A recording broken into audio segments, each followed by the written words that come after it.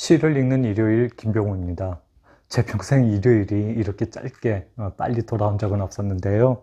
자, 오늘은 임재정 시인의 아돌프 내가 해롭습니다를 가지고 여러분들과 이야기를 나누려고 합니다. 구체적인 내용을 설명해 드리자면요. 족보가 없는 시인은 문우라는 말을 쓰는 사람, 책상머리에서 벗어나 현장에서 사유하는 시인, 시인은 송충이, 장자도 아니면서 나비가 되겠다고? 개그맨이나 시인이나 충청도 어법이란? 이런 내용을 가지고 말씀을 나누려고 합니다. 그 시인에 대한 판단, 시집에 대한 평가는 당연히 개별적이고 편파적일 수밖에 없는데요. 혹시 임재정 시인을 한 번이라도 만나보셨거나 임재정 시인의 시를 읽어보신 적이 있으신가요?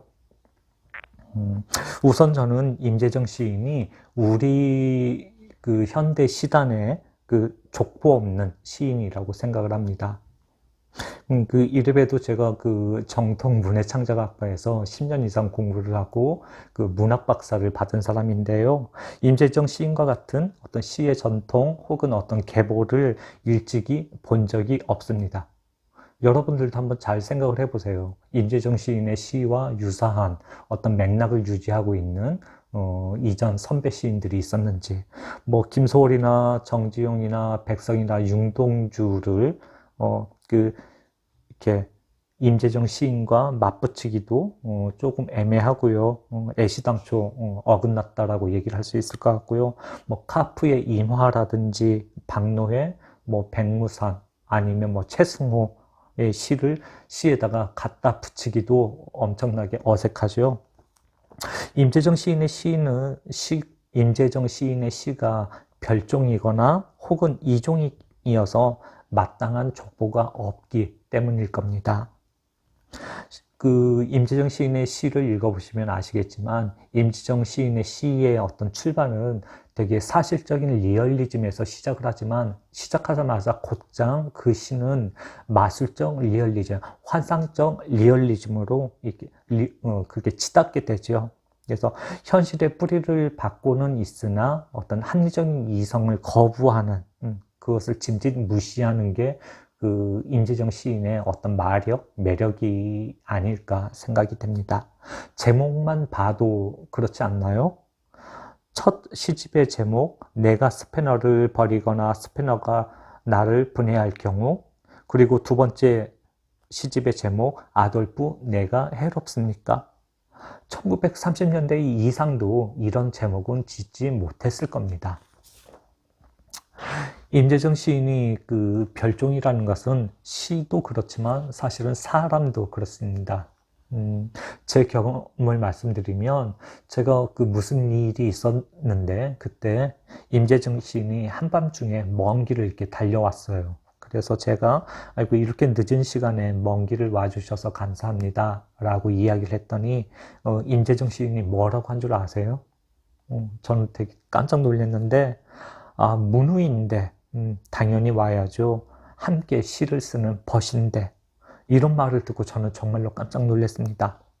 책에서만 읽었던 문어체가 책 밖으로 튕겨져 나온 그런 느낌? 그때의 어떤 당황스러움이라고나 할까? 문우라는 말은 실제 소리로, 입 밖으로 내는 소리로 저는 평생 처음 들어보는 순간이었고요. 그리고 벗이라는 말 역시 제가 고등학교 때 읽었던 이혜인 수녀님의 시에서만 봤고 그동안 30년 동안 잊고 있었던 그런 단어인데, 임재정 시인이 그런 얘기, 문우, 벗, 그런 단어를 사용을 하더라고요. 그런데 이런 말은 임재정 시인에게 정말 참 아주 잘 어울리는 단어인 것 같습니다. 충분히 이런 말을 마음에 담고 거리낌 없이 사용할 만한 사람이라는 거죠. 마치 스머프 마을의 파파 스머프처럼 어떤 지혜와 마력을 가지고 있는 게 임재정 시인이 아닌가 그런 생각을 해봤습니다. 마지막으로 어떤 시와 사람을 이렇게 뭉뚱그려서 평가를 해보자면 시인 임재정의 마지막 특이점을 말해보자면 사람은 충청도 그 산골 출신이라는 게 이렇게 얼굴만 봐도 단박에 드러날 정도로 컨츄리한데 그 시는 대단히 도회적이고 모던하다는 게 저에게는 되게 아이러니했습니다. 시를 읽어보셨으면 아시겠죠. 아니면 임재정 시인을 만나보셨거나. 임재정 시인 정도면 어떤 이전 세대의 시인들이 그 시인들에게서 흔히 목격되었던 가난이나 아니면 상처 혹은 정기공이라는 자신의 직업을 시로 팔만도 한데 임재정 시인은 전혀 그렇지 않죠. 물론 뭐 망치니 스패너 포크레인, 전깃줄 이런 단어들이 자기 직업과 관련된 이런 단어들이 어쩔 수 없이 시행 속에서 노출이 되기는 합니다. 하지만 임재정 시인은 대놓고 노골적으로 그 자신의 직업을 이야기하지 않습니다. 호객행위를 하지 않는다라는 거죠. 자신의 노동을 상품화하거나 관념화하지 않습니다. 그리고 이런 말씀을 드리기는 조금 조심스럽기도 하고 약간의 오해가 있을지도 모르겠는데 하여간 뭐 저는 솔직히 얘기를 해보자면 그 임재정 시인은 정기 교육 과정을 대단히 담백하게 이렇게 수료했음에도 불구하고 어떤 이 사회를 바라보는 세계관이나 사유, 그 다음에 인식의 틀이 대단히 예리하고 독창적이고 예술적입니다. 저만 그렇게 느꼈을까요? 그러지는 않았을 것 같은데요. 임재정 시인이 보여주는 어떤 사유의 깊이는 책상머리에 앉아서 뭐 마르크스니 뭐가 있을까요? 헤겔이니 지적을 읽었던 책상 물림에서 벗어나서 그 책상 물림에 있는 것이 아니라 거기에서 벗어나서 물에서 막 걷어올린 낚싯줄에 매달려 있는 그 물고기처럼 파닥파닥합니다. 아주 생생하다는 얘기죠. 사유와 인식이 시행 속에서 시인의 삶과 함께 숨쉬고 있기 때문입니다. 시를 읽어보시면 아마 제 말에 동의하실 거라고 생각이 듭니다. 오늘도 초반에 말이 길었죠. 저도 직업병이 있어서 그 말을 짧게 못 하는 게 쉽지 않은데요. 제가 이 영상을 촬영하기 한 보름 전쯤에 임재정 시인에게 시 한 편만 읽어주세요 했더니 목소리에 뭐가 껴서 어렵다고 하더라고요. 많이 아쉬웠지만 때를 쓸 수는 없는 일이어서 네 알겠습니다 라고 말했더니 나흘 후에 느닷없이 녹음 파일을 보내주셨어요. 그러니까 거절했던 게 내내 마음에 걸렸다고 하면서 하긴 했는데 발음이 물은 살구처럼 푸석하네요 라는 메시지와 함께요. 자, 그럼 임재정 시인의 목소리로 시를 들어보시죠. CCCP 임재정. 봄의 한 점을 구겨 등 뒤로 밀쳐두면 패잔한 겨울이 기어들지. 주름을 덧놓고 아이에게 손짓하는 노년. 골조를 세우다 보드를 맞은 교회의 콘크리트 건물. 불끈 주먹을 쥐고 유치권 행사. 이마에 질끈 플래카드를 송인 채 수십 년째 덤불 속으로 쫓기고 있다. 진입로 없는 공중에 낫과 망치가 펄럭이며 녹슬어간다. 여기서 외면하는 저 너머라는 미필적 고의. 뜯긴 벽지 속 신문에 실린 멤버드 화석처럼 반세기 가까이 동토층이 녹고 있다는 소식. 무덤도 없이 다시 죽을 수도 없는 삼촌이 끊임없이 찾아와 문을 두드리다 간다. 어떠셨어요? 물은 살구처럼 푸석하던가요? 저는 되게 매력적이던데. 저는 그 임재정 시인의 이 육성시 파일을 받고 조금은 의아했습니다. 왜 하필 시인은 이 시를 읽었을까? CCCP. 그 소비에트 사회주의 공화국 연방이죠. 시에는 무덤도 없이 다시 죽을 수도 없는 이상만 쫓았던 삼촌이 나옵니다. 자신의 이상을 펼치지 못하고 현실에 좌절했던 어떤 사람이 정말로 삼촌일지 아니면 현실의 오늘의 시인일지일 수도 있을 것 같습니다. 자, 그럼 본격적으로 임지정 시인의 시 한 편을 읽으면서 그 시에 대한 깊숙한 이야기를 해보도록 하겠습니다. 기차는 미루나무 이파리를 흔드네. 임재정. 소읍. 하늘이 비치는 미루나무. 손금에 앉아 책을 읽어 행간으로 송충이가 떨어지지. 움찔. 파우스트시 얼떨결에 영혼을 팔고 나는 수시로 자세를 바꾸는 미루나무 그늘을 배우지. 어떻게 나를 옮기는 기중기가 되는지 이해할 수 없이 푸른 교실 유리창 깊이 어떻게 우리가 파우스트 시의 그림자를 갖게 되는지 어떻게 자신도 모르게 빠져드는지 지루한 소읍 부끄럼도 없이 미루나무 몇 번 송충이에게 옷을 벗어준다. 조치원발 서울행 기차에 올라 나는 부쩍 책을 의심하는 것으로 흔들리는 통로에 웅크려 고치처럼 온데가 저릿한데 차창을 들여다보면 파우스트 씨 씩 웃으며 악수를 청하고 기차에 휩쓸린 미루나무 붉은 녹시 슬고 신문지를 깔고 앉은 몸을 기어오르는 휘발성의 활자들 어디선가 이런 궁실대는 삼투를 읽은 적이 있다. 터널을 지날 때 나의 이명은 시작됐을 것. 그 후로도 오랫동안 불쑥 터널 속의 나를 만나곤 한다. 매해 봄 솜충이가 경부선을 따라오르며 고치를 튼다. 이 작품을 주목하시는 분은 생각보다 적었었는데요. 저는 이 작품에서 20살 남짓의 젊은 임재정을 엿보게 됩니다.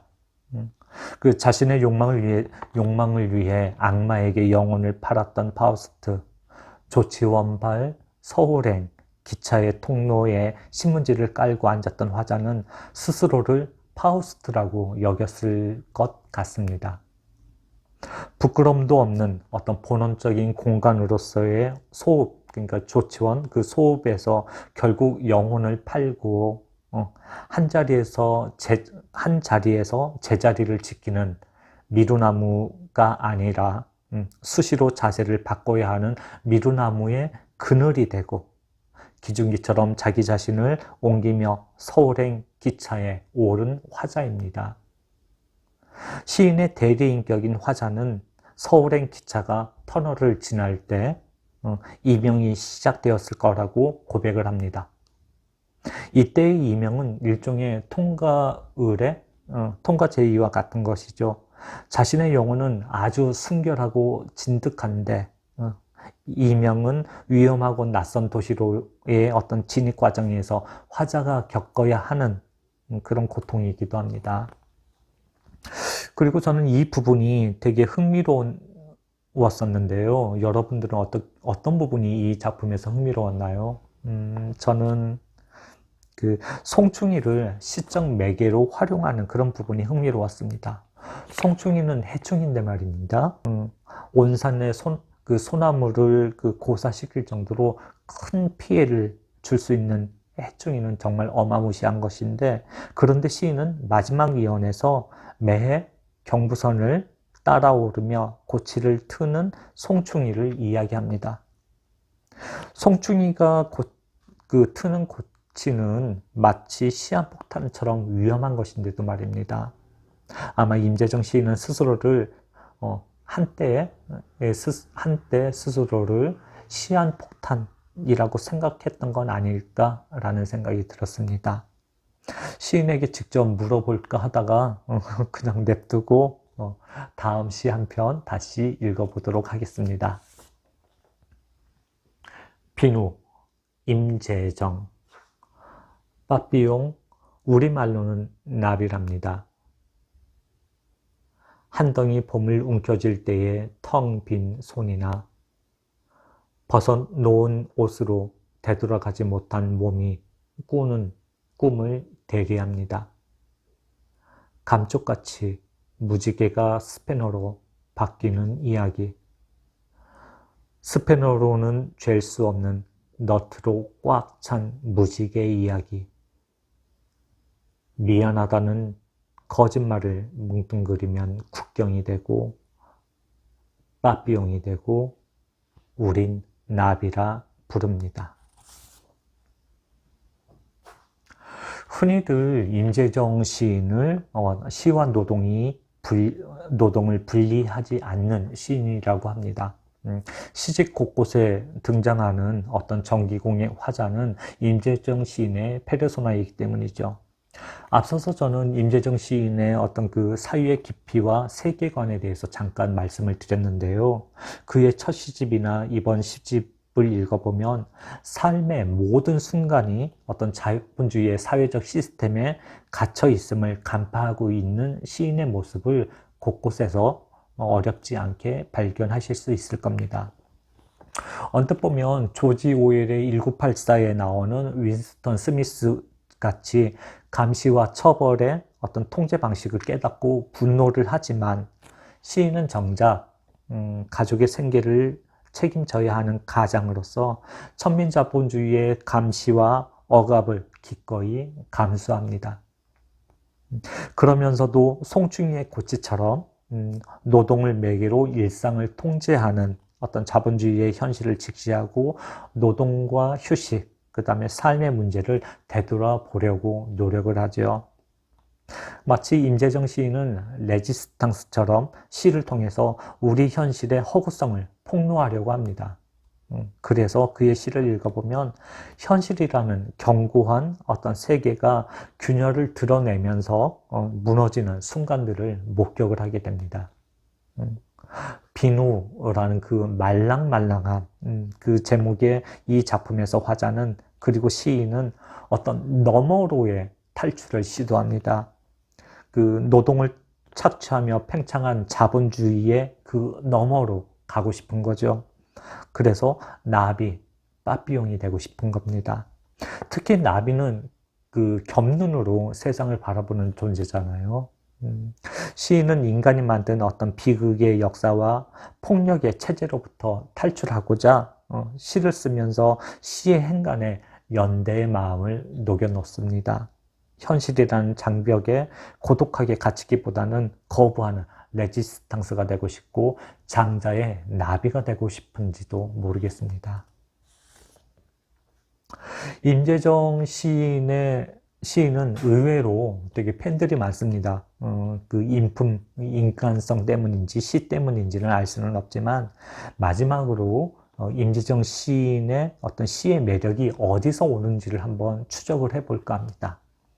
그의 시적 매력은 시를 쓰는 정기공이라는 어떤 그 색다른 이력 때문만은 아닌 것 같습니다. 그에게는 임재정 시인에게는 정말 이상한 마력이 있습니다. 그의 시도 마찬가지고요. 그래서 첫 번째는 어떤 모호성과 중의성의 활용입니다.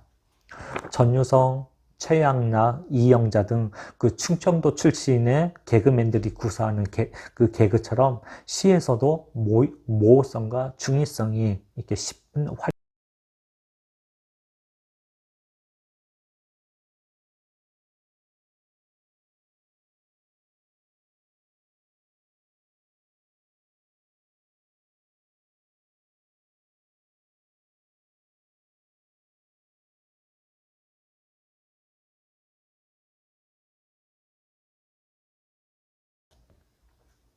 임재정 시인은 의외로 되게 팬들이 많습니다. 그 인간성 때문인지 시 때문인지는 알 수는 없지만 마지막으로 임재정 시인의 어떤 시의 매력이 어디서 오는지를 한번 추적을 해볼까 합니다. 그의 시적 매력은 시를 쓰는 정기공이라는 어떤 색다른 이력 때문만은 아닌 것 같습니다. 그에게는 임재정 시인에게는 정말 이상한 마력이 있습니다. 그의 시도 마찬가지고요. 그래서 첫 번째는 어떤 모호성과 중의성의 활용입니다. 전유성, 최양락, 이영자 등 그 충청도 출신의 개그맨들이 구사하는 그 개그처럼 시에서도 모호성과 중의성이 이렇게 쉽은 활용이 되고 있습니다.